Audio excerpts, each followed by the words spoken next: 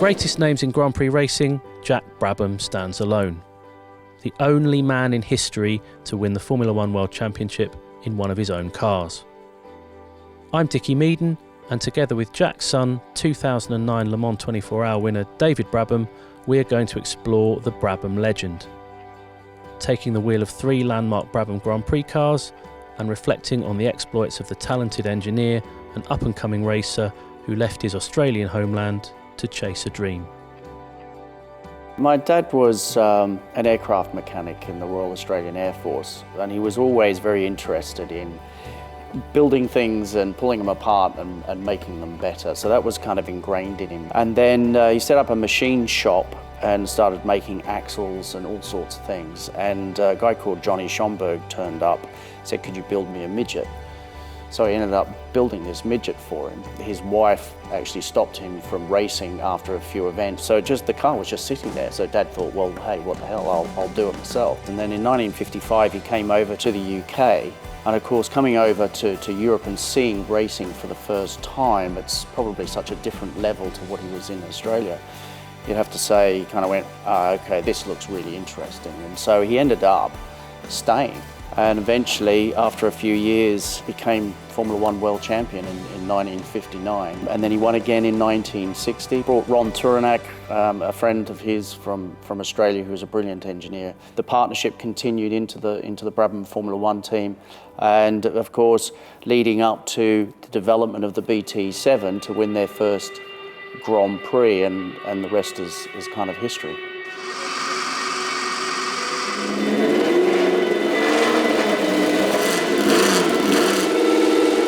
With 35 Grand Prix victories to its name, there's no shortage of significant Brabhams. But this car behind me is the Holy Grail because it scored Brabham's very first Grand Prix victory in 1964, hands of Dan Gurney, who's a legend in his own right.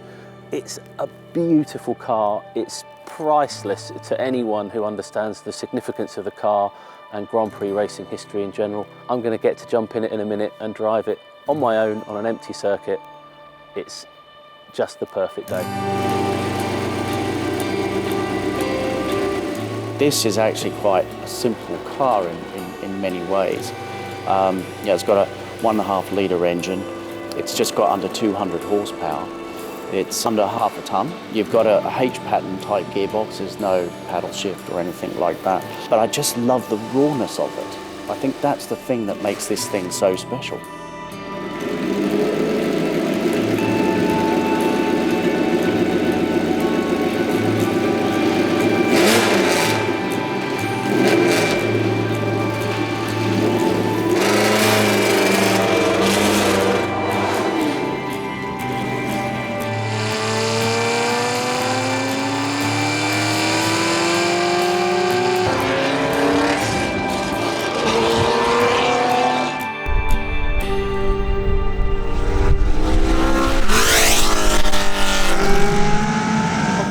I can't believe I'm doing this. This car, I can't begin to describe the significance of this car.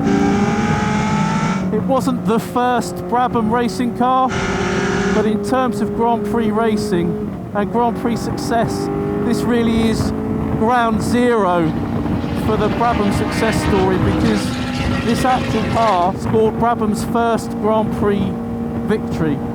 1964 season in France in the hands of Dan Gurney, who is an absolute legend in his own right. Everything about this car is so delicate, so wonderful, so light and precise and just so responsive, uniquely responsive. I've never ever driven anything like this. What's it like to be sat in this remarkable piece of history? You very definitely feel like the single biggest component of the machine.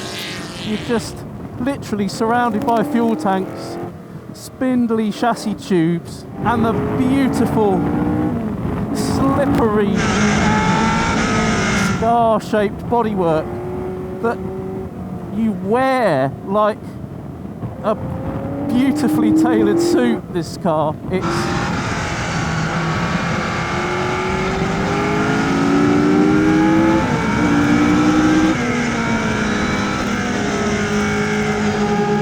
so alien to a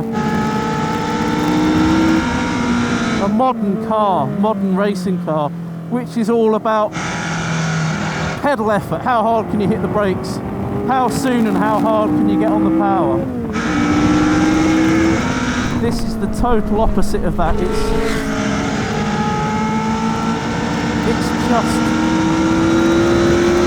just such a wonderfully subtle car. I'm running out of superlatives here. You just can't help but get drawn in. That said, it's a very different kettle of fish to imagine what it must have been like to race in a pack of these cars, or similar cars, all floating and sliding around on a big, ballsy, gnarly old racetrack like the original Spa. My God.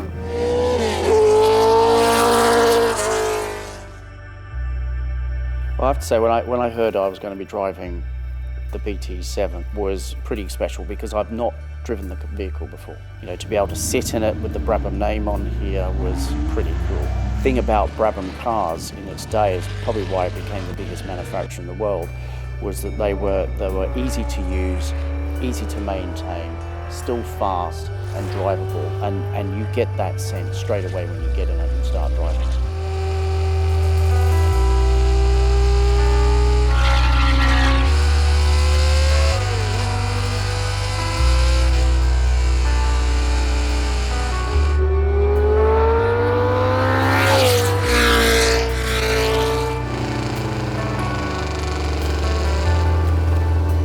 He was the test development driver, as well as the racing driver, as well as the engineer, and he was kind of a jack of all trades in some sense, but he was a master at a lot of them. That's the incredible thing about it. Why was he called Black Jack? Lots of reasons, I think. Yeah, when he shaved, he still had a kind of black look to him. Some people say it was to do with that. Was it to do with the fact that he was a bit of a wily character? He was someone a little bit shadowy, no one quite knew what he was doing, and then he come to the racetrack with something new and bang, and there he was. And he was not someone that was sort of outspoken or pushed himself as Jack Brabham in the public domain as such. He was very much in the workshop doing what he needed to do, get to the racetrack and get the job done. That's what Jack was all about, and having the nickname of Black Jack really suited him as an individual and the type of person he was. So I've driven the BT7, and now I'm about to jump in BT24, and the significance of the BT24, apart from it being the BT7's big brother, is that it won the 1967 World Championship with Denny Hulme driving it. It's a beautiful car, beefier than the BT7. It's a more serious step towards modern era Grand Prix racing. It looks spectacular. I've heard it running already. It sounds unbelievable, so I just can't wait to get in the car and compare it with its little brother.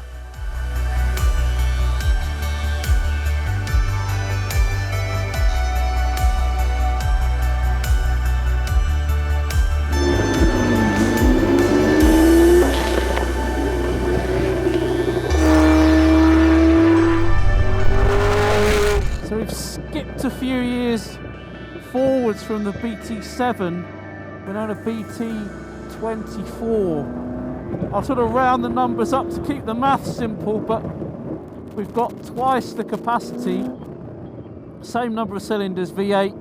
We've now got a Repco Brabham V8. That capacity gives us so much more torque. Chunkier tyres and just a slightly increased physical size of the car means you've got that little bit more to lean on and to work with, so it feels more familiar to sensations that I have from driving modern cars. It's just such a involving thing. You have to be sensitive to its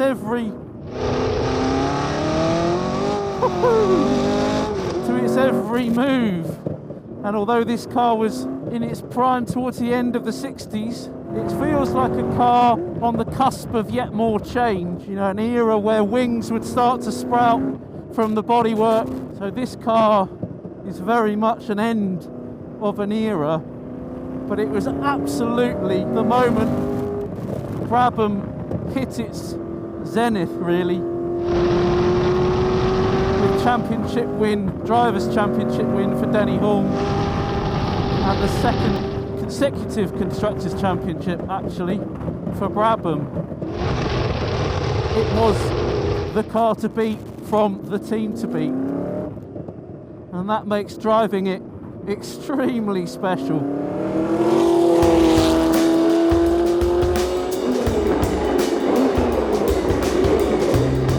One of the things that my dad did was jumped everybody in terms of where they needed to be for the 66 and 67 season because of the change of the 3-litre engine. A lot of people went to very complicated V12 engines which were heavy, unreliable. Dad went for a fairly standard V8 block, and then when they went into the 67 season, Lotus definitely caught up. Jim Clark was pretty tough to beat, but they still had the reliability and the drivability with the BT24 that still enabled them to win the championship.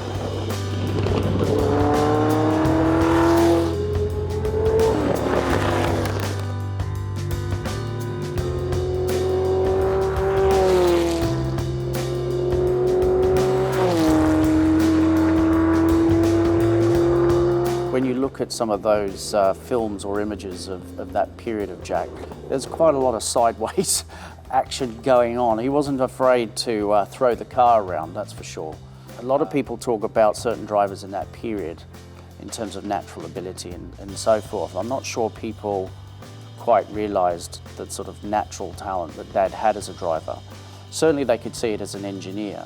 But when you think of what he was doing at that particular time in terms of, you know, driving, developing the cars, running the business, talking to customers, dealing with customers, you know, he was a busy guy in his aeroplane, flying from one place to another, always trying to find what he needed to do next.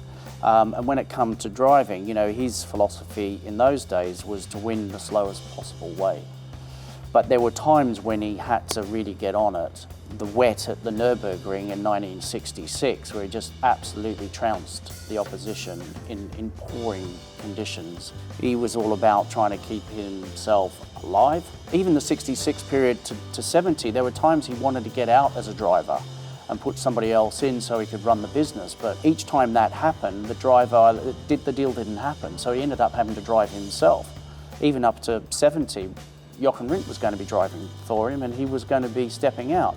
Rindt went to Lotus, there was a gap, so he filled it, went to the first race and won it, you know, so quite an incredible career, really. So it's time to drive the third of our Brabham trio, and this car is the BT33. So 1970 it was built for, which is just 3 years on from the BT24, but it's slicks, it's wings, it's a Ford DFV engine. So again, another iconic recipe, but a big step in terms of straight line speed, braking capability, cornering speed, the lot. It's much more of a modern era car. It's significant because it was Brabham's first monocoque tub, and it's also significant because it was the last Grand Prix car that Jack Brabham raced. So again, another piece of history.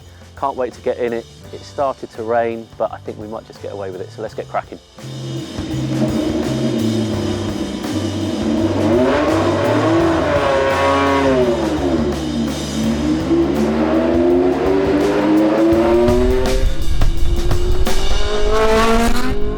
Hard to believe that it's just 3 years. 3 years separates the 24 from this car, but if someone said it was 20 years, you'd believe them. I'm sat in Brabham's first monocoque tub, so aluminium tub rather than the tubular space frame that they'd constructed their cars around to this point.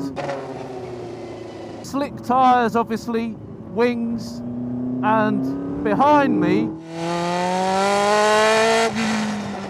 the 3-litre Ford DFV, an icon in its own right, and a big step in performance.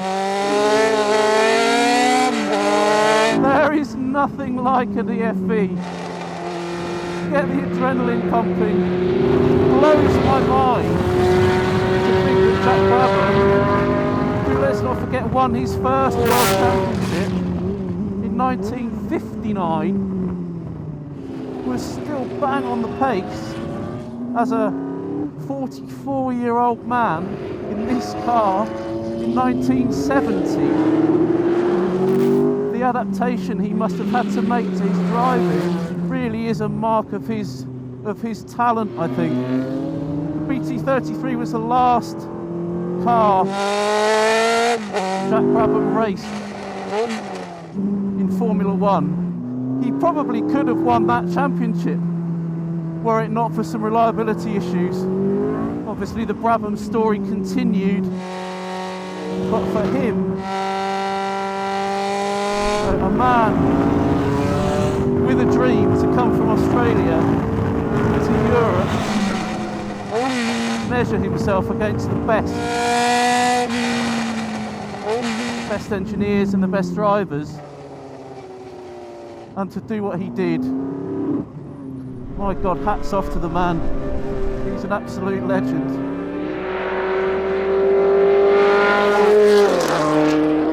Dad drove one of these cars to victory at the South African Grand Prix in 1970, so round one of the championship, and nearly became world champion again in this particular vehicle.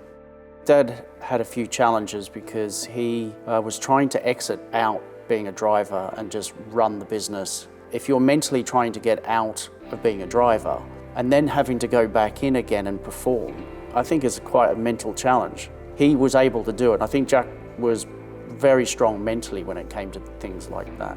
He was tough. So for him to jump in the car, not only think, okay, I've got to get to the first race and be a driver, he went and won it. So he obviously was capable of doing it. The added motivation in all of this was obviously with Rindt going to Lotus, he had a point to prove that he had a better car. Unfortunately, when Jochen died, but he'd won enough points to be the champion. But Jack was right there with him at age 44. You know, what he was able to achieve at that age with the business interests as well as having to jump in and be a racing driver again was pretty phenomenal. At the end of 1970, he lost two of his very close friends, one Jochen Rindt and Bruce McLaren that year. So I think it was the kind of, okay, I've done my bit, I'm going to step out. But of course that legacy that he created up until that point continued well into the 70s and 80s. Jack never walked away from the sport. He'd always go to some Grand Prix, and he kept a keen interest on the way the team progressed through that period. And I think he was very proud of what he obviously achieved, but also and what Brabham did afterwards as well. The record books show Jack Brabham to have been one of the very best. 3 World Championships and 14 Grand Prix wins accrued across 3 decades is a record few can boast, especially in an era where simply surviving was a victory in itself. Winning the 1966 F1 World Championship in a car that bore his name is the achievement that immortalised Brabham. But it was a unique blend of ambition, determination, skill, bravery and sheer bloody-mindedness that defined the man known as Black Jack. His is a legacy that will never be surpassed.